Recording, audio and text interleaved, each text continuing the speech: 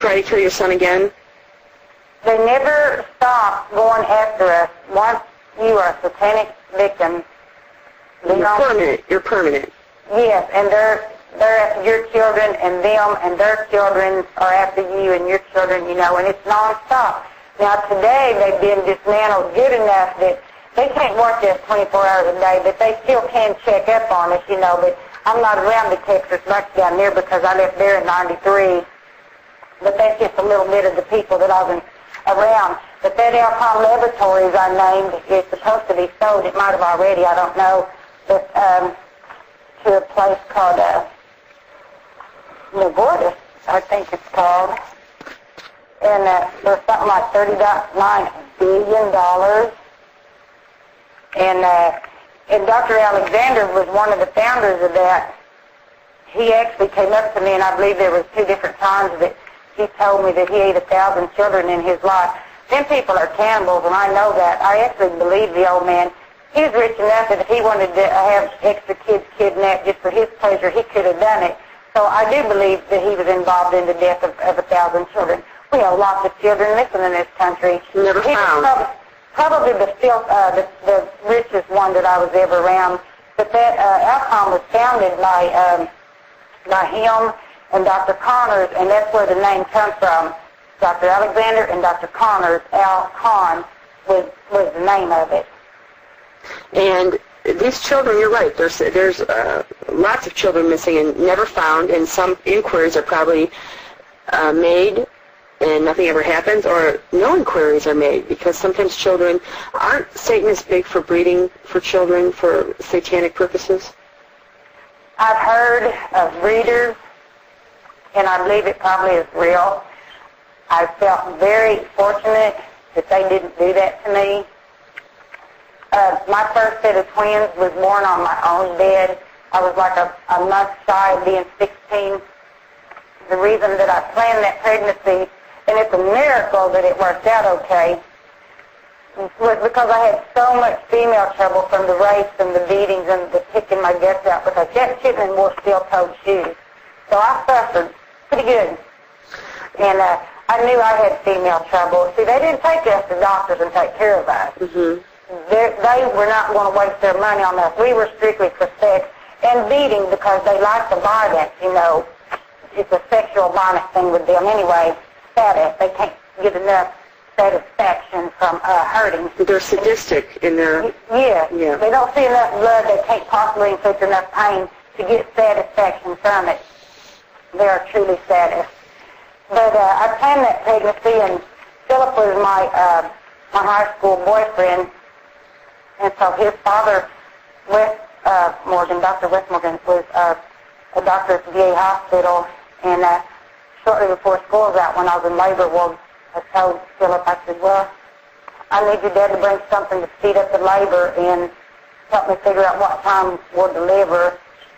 So I think he came to the house like about 10 o'clock, and he wasn't there in no time till the twins were born.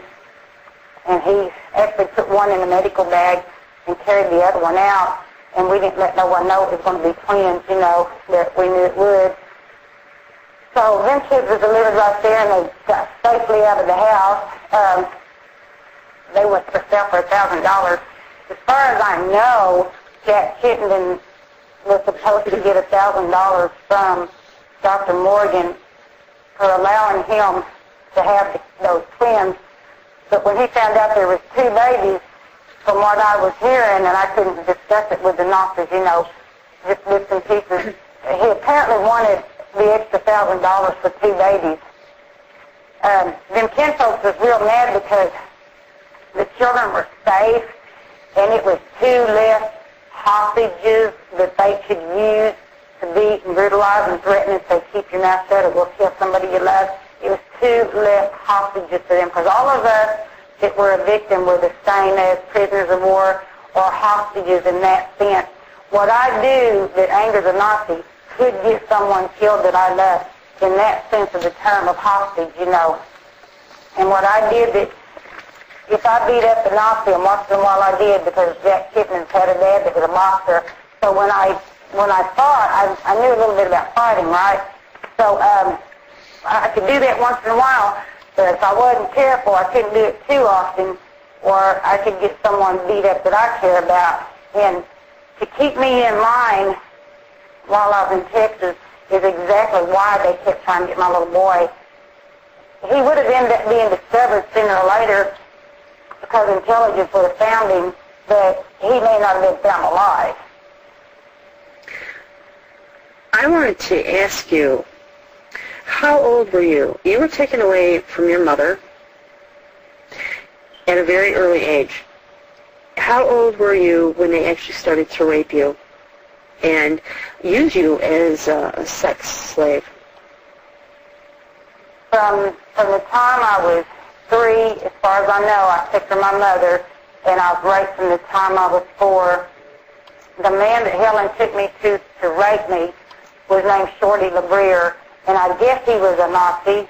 He was a real short little man that sat on his porch and smoked and hollered at kids and told the kids to come here, and he was a brutal pedophile that raped his own children and grandchildren, and as far as I know, was never put away for it. So apparently he was involved with the local law enforcement who knew what he was. You know, he raped his own kids. I knew some of his kids and grandkids. So I was 4 years old when they took me down there to rape him. For him to rape me. He actually had me upside down, and when he was raping me, he was bashing my brains out on a wood floor, and that began my headache problem. So he actually turned you upside down. It wasn't... Right, to rape me, and he was smashing my head on the floor, yeah. Brutal man. Very brutal. And your sister was taken and she was put into prostitution because in the last interview you said that you made her wear mini skirts and a lot of prostitution with your sister. Yeah. They was raping her too at the time she was 8. They figured, I think that 8 and 9 years old is just about what they consider about perfect for most of the pedophiles. And so they put her in prostitution then. But she knew when we were in high school, and we only got to be in class for a minute because I transferred from one school to another and just happened to be in class with her for a day or two before they noticed.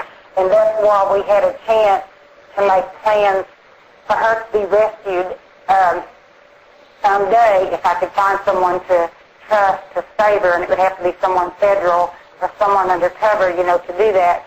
If she knew that she would be in San Francisco and what street she would be on. So when I met Jerry Davis, and he was actually pointed out to me from foreign intelligence and said, trust him, right?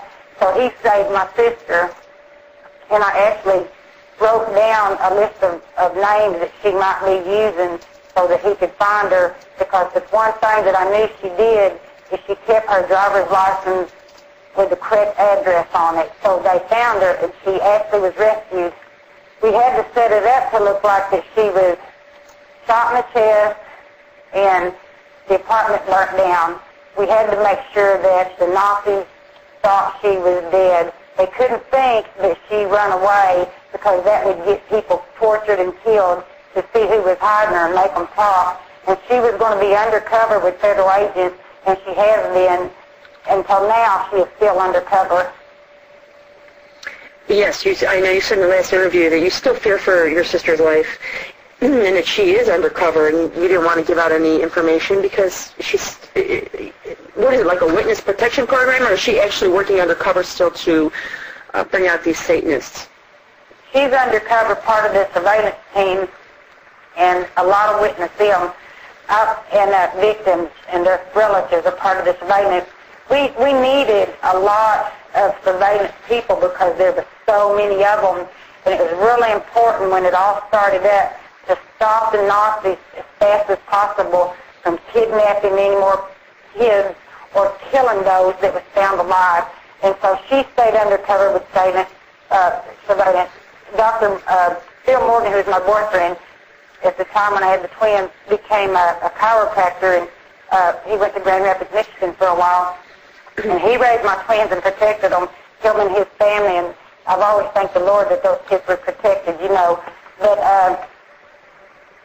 he's just part of the surveillance because every state I've lived in, I've seen him, so he's undercover too. But he was victimized by them, and for all of those years, even living in Michigan, the Nazi Satanists still stayed on him and my kids, and it was a constant